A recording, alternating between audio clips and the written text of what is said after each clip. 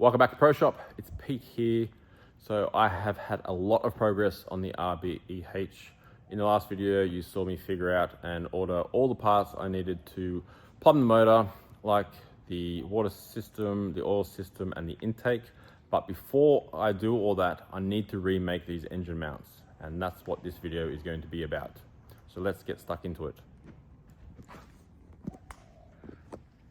All right, as you see, a lot of progress, but it took a lot to get to this stage.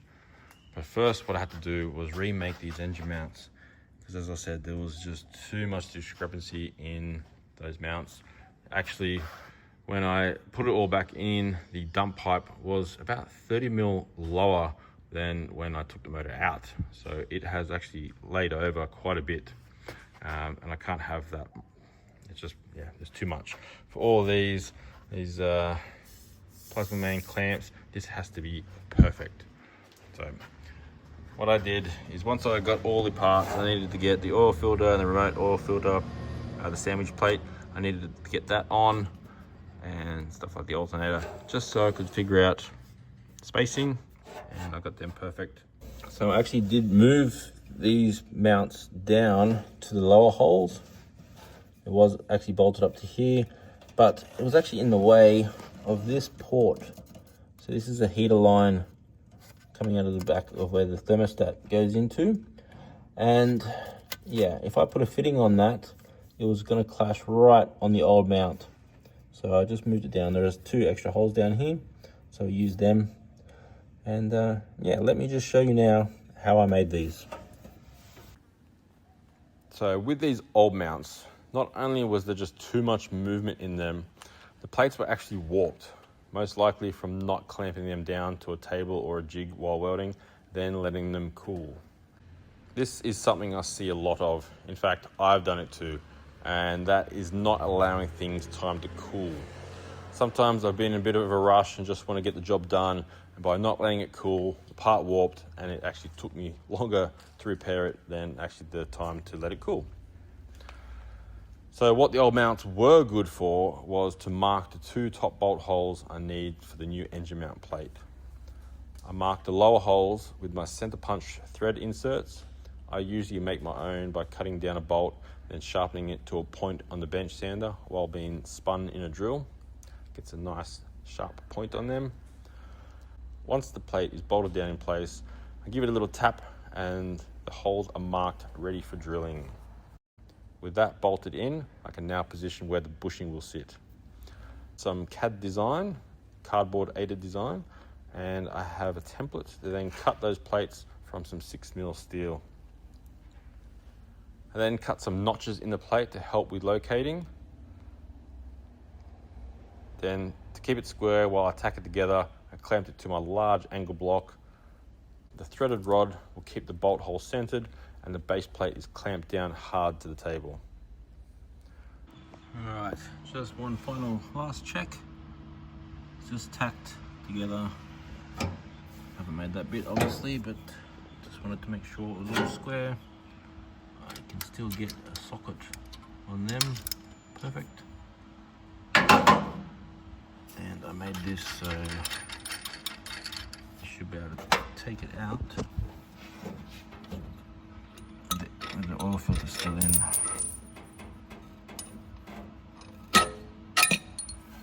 Beautiful. These locating notches will also help with the strength and minimize warping, as I can weld the back of the plate and not put too much heat needed for penetration. Once welded, I just wait and let it cool. Then I can reposition it and weld the back.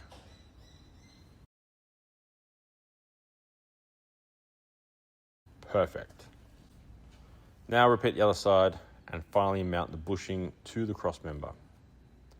But to finish them, I need to pull the engine back out, which is a lot easier on the hoist and with my driveline trolley. They were boxed in, but I still only tacked it to the crossmember. I won't fully weld the mount in until I'm finished with the gearbox crossmember, which I'll get to later. While the motor and box were out, I could finish assembling the S1 sequential shifter.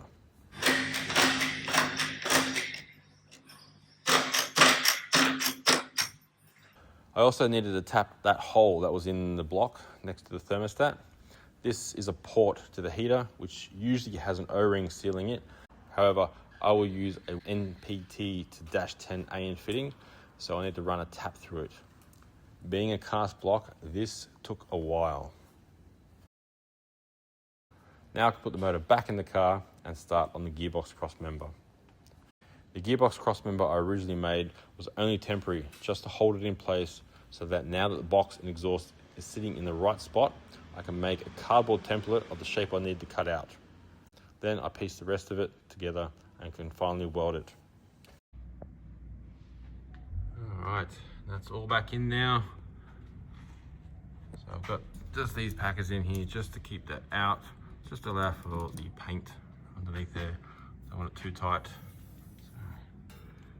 So, nice big notch around exhaust, and then I've also got a hanger.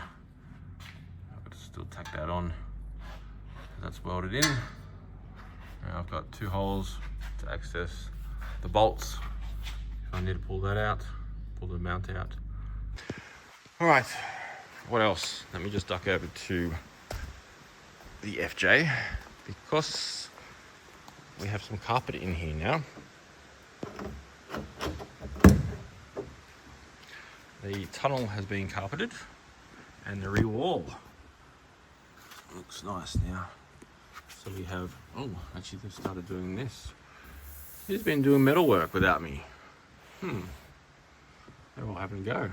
Nice. I suppose now they've got a guillotine and folder. Yeah, then this will be carpeted. That's the GPS speedo. That's the best spot for it because it can just go straight up out that window. But this is, yeah, all these ribs, they just foamed in between it, so it's nice and flat. And same with the carpet. The tunnel had a bit of a bulge here, so they've just carpeted it. They've just put some foam on it to make it all one.